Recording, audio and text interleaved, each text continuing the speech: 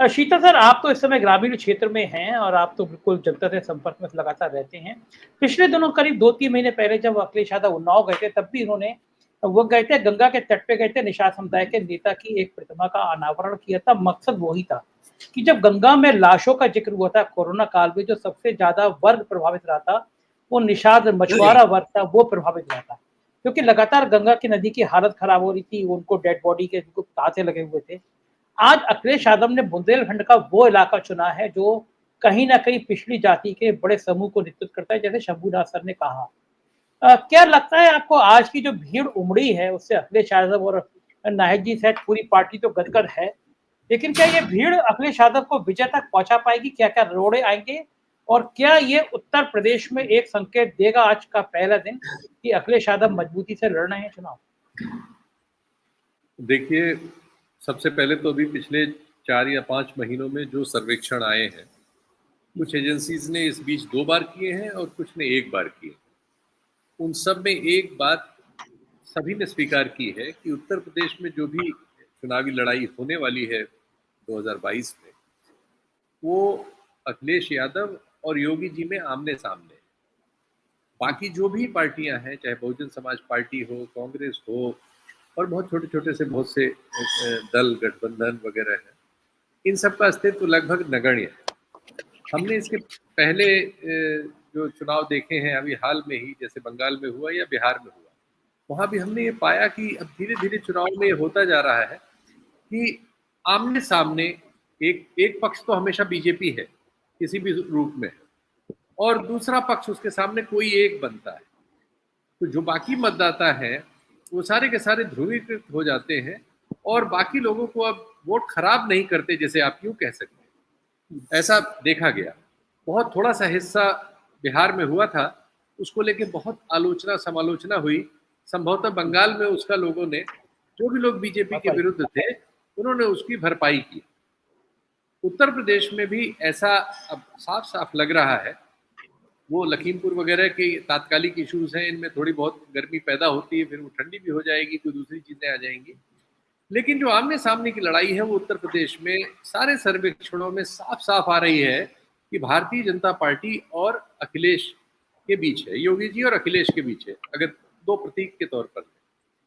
अब थोड़ा-सा पिछले वाले आंकड़े ले लें तो ज़रा समझ में आता है। पिछले चुनाव में हालाँकि अखिलेश जी उसके पहले सत्ता में थे, लेकिन इस पूरे इलाके में और कानपुर में, सिर्फ कानपुर में 1 सीट मिली थी सपा को, पूरा बुंदेलखंड ज़ीरो, ज़ीरो। तो ये जो मामला था, ये बहुत ही गंभीर था और जो वोट मिले थे वो भी 22% पूरे नहीं हो पाए थे। अखिलेश और मायावती जी की सरकारें पिछले जो रही 4-5 बार, इधर से रही 4-5 बार, उनको भी मौका मिला, ये 30% का वोट क्रॉस नहीं कर पाए थे। लेकिन भारतीय जनता पार्टी ने अपने 2012 की जो परफॉर्मेंस थी, जिसमें वो कुल 47 सीट थी, 2012 में भारतीय जनता पार्टी 47 सीट थी, और ये कुछ संयोग या कुयोग कहिए कि 2017 में अखिलेश जी को भी 47 ही सीट मिली।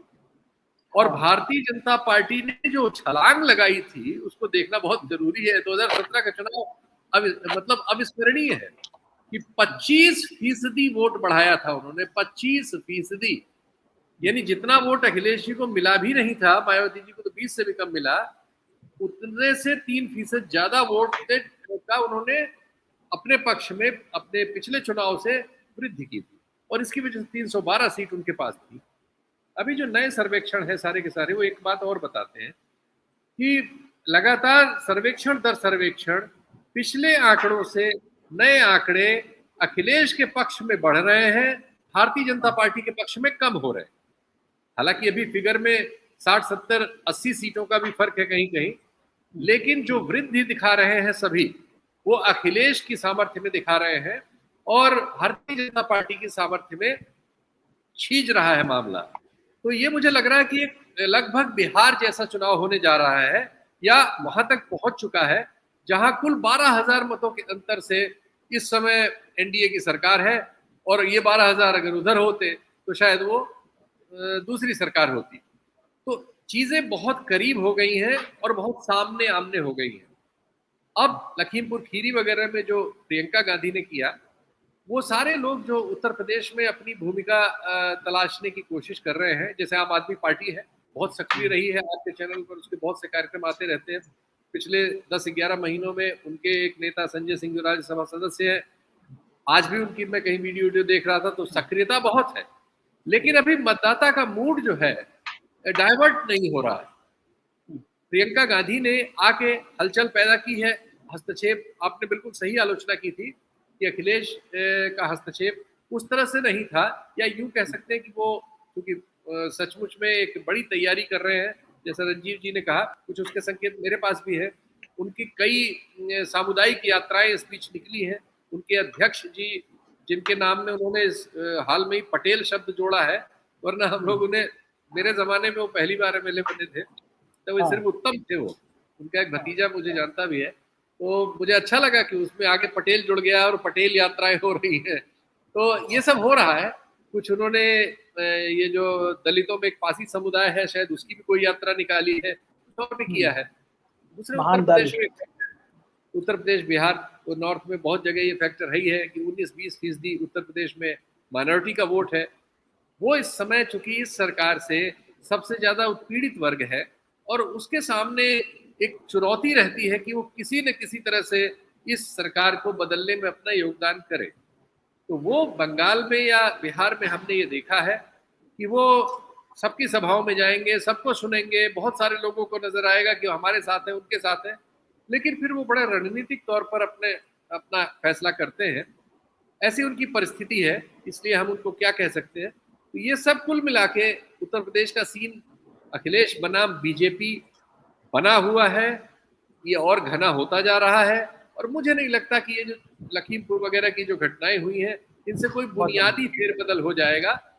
थोड़ा बहुत कुछ, क्योंकि कांग्रेस बहुत ही टारगेटेड सीटों पे लड़ रही है, वो 40-50 सीटों पर पूरी ताकत झोंकना चाहते हैं, 100 सीटों पर लड़ते हुए नजर आना चाहते हैं, बाकी वो अखिलेश के लिए मैदान छोड़े हुए हैं। तो वैसी परिस्थिति में चूंकि पिछली बार उनका भी बहुत संख्या घट गई थी, 28 की जगह 7 एमएलए उनके थे, तो वो चाह रहे होंगे कुछ एक थोड़ी फेस सेविंग हो जाए, 20-30 एमएलए कम से कम उनके भी हो, तो वो उस टारगेट पे लड़ रहे हैं।